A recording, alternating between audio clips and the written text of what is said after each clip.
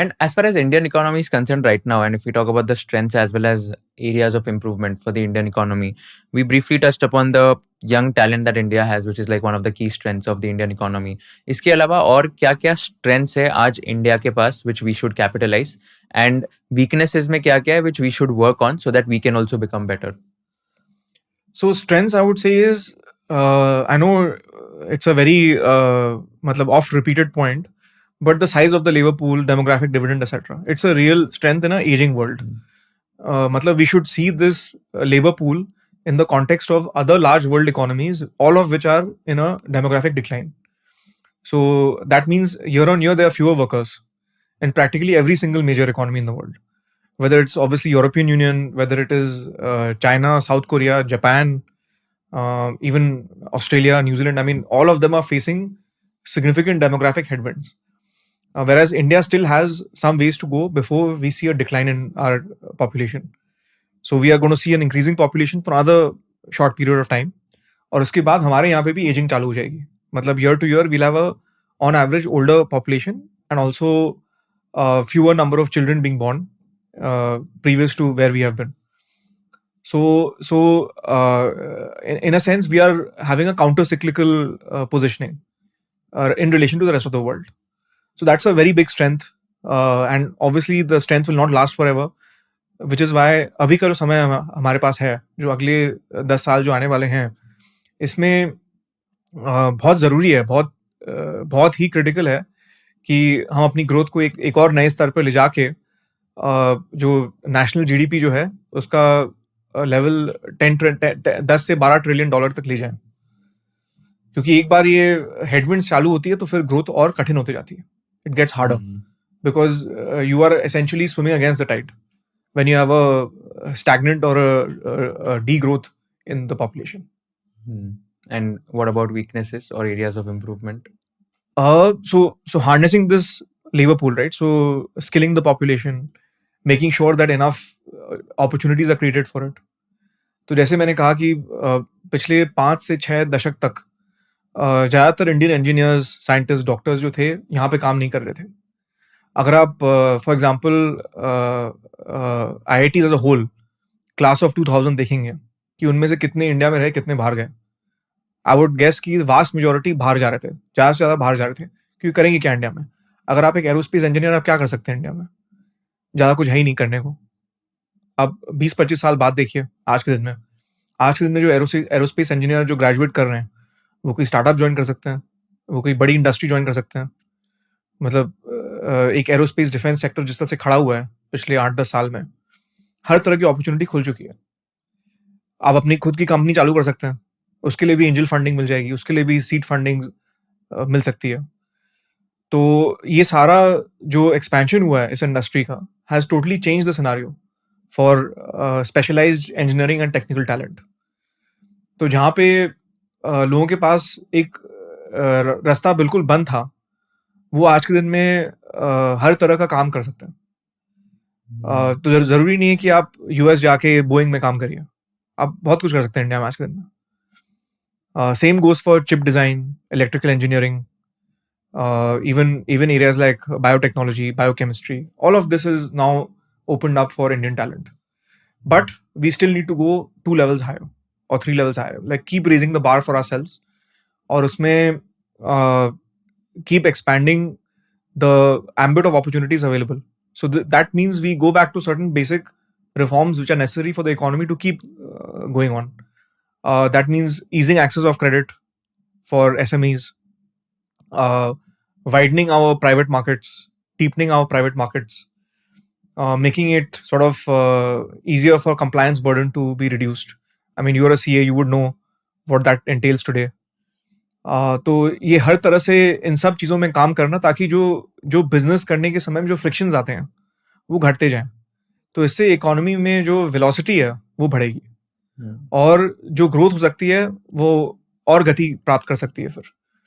और अगर हम ऐसा नहीं करते हैं तो फिर शायद कहीं ना कहीं जाके we will stagnate. So we have to be very very of that, because it is very easy to get trapped in this phase of growth, where let's say we अगले 6-8 साल और निकलते हैं, ग्रोथ होती है, फिर वो एक सर्टेन लेवल पे आके शायद इकोनॉमी ऐसा नहीं हो कि स्थगित हो जाए, रुक जाए। एंड इसमें अगर आपकी बुक की भी बात करें, the new idea of India, तो व्हाट वर लाइक द 2-3 की takeaways which you realised about India while writing that book, and क्या जिस था वो बुक का? The book, if you've read the book, you would know कि the book is essentially about the history and future of modern India. I always say that in a very succinct manner, I would put it that way. कि we are looking at the history of India, what it was, where it has been, why it has come to be the way we know it. And we also make a very strong point in the book that India is not a mere nation state.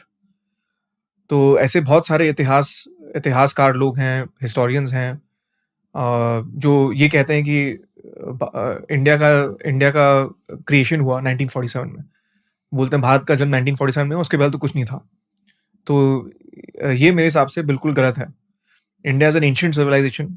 India, you can go back as long as you like, you will find mentions of the land that is India, the land that is Bharat, across civilizations of the world, be it in China, be it in the Middle Eastern region, even among the Greeks and Romans.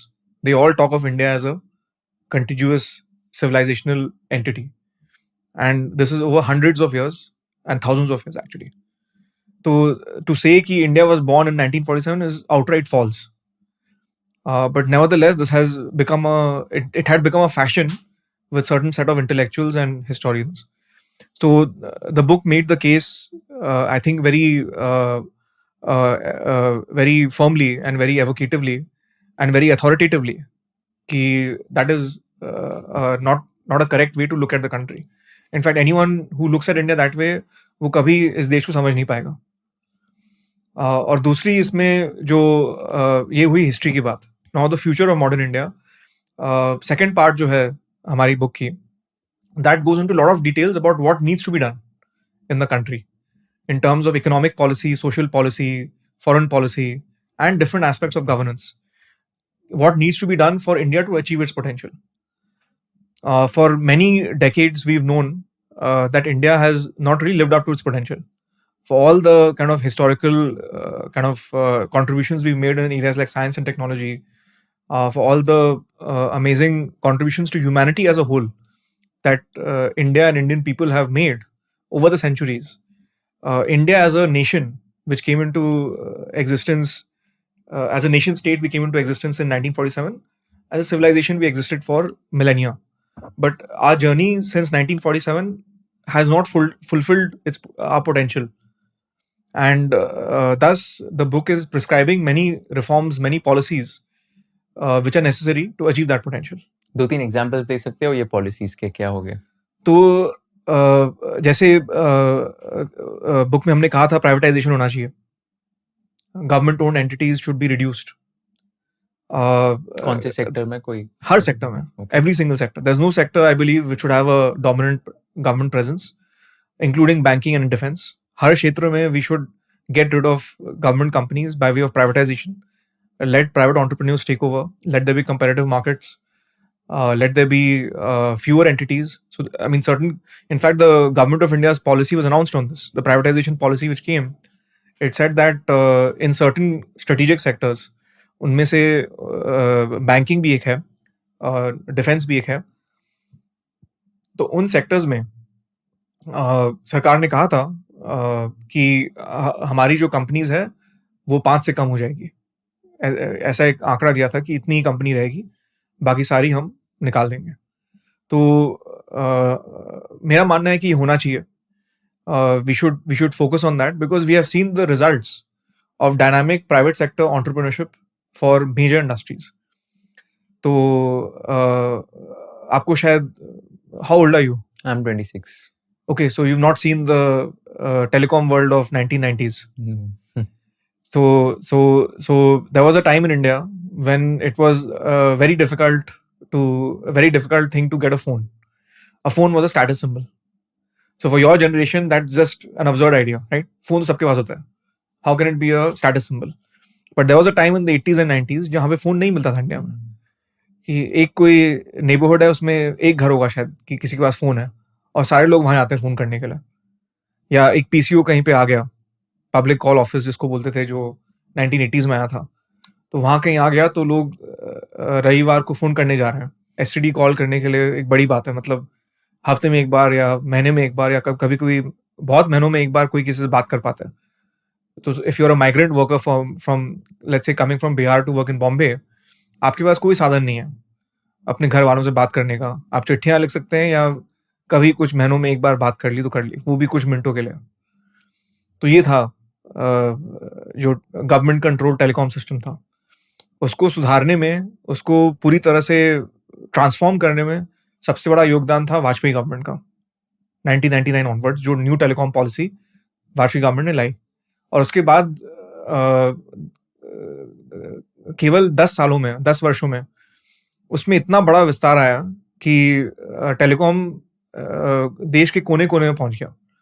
और voice call जो थी वो एकदम से postage stamp के भाव पे आ गई कि जितना आपको एक चिट्ठी भेजने में लगता है उतना पर मिनट कॉल रेट हो गया। तो ये एक बहुत बड़ा ट्रांसफॉर्मेशन था जो प्राइवेट सेक्टर ने चलाया, ये गवर्नमेंट कंपनी ने नहीं चलाया।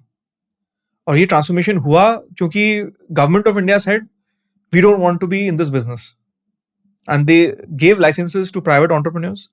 The private entrepreneurs created that industry, and today it's a multi-$100 billion industry. In fact, people will probably not appreciate that Bharti Airtel, which is one of our largest telecom companies, today is a global telecom player. It is one of the largest players in Africa. It has a significant stake in British Telecom. That group is now a major telco player globally, and it has all happened in 25 years, less than a generation, probably you can say. So that is the power of having private sector-led growth in any industry. The same thing we have seen in defense in the last 10 years. So till about 2014, 2015, when the Modi government came in, there was hardly any private participation in defense industry. But the way Modi government has brought in major industrial players like Bharat Forge, L&T Defense and others into the procurement system, similarly giving a chance to startups of all sizes, early stage companies, mid stage companies, giving them contracts, giving them a chance to make something of use for security forces and armed forces is unprecedented. If you learned something new from this video, do share it with your friends and subscribe to this channel so that we can bring you the best content possible. Also, if you want to watch this entire episode, click on the link in the description box and you can go to Kushal Lodha YouTube channel and watch the entire podcast episode. Thank you so much for watching this and have an amazing day.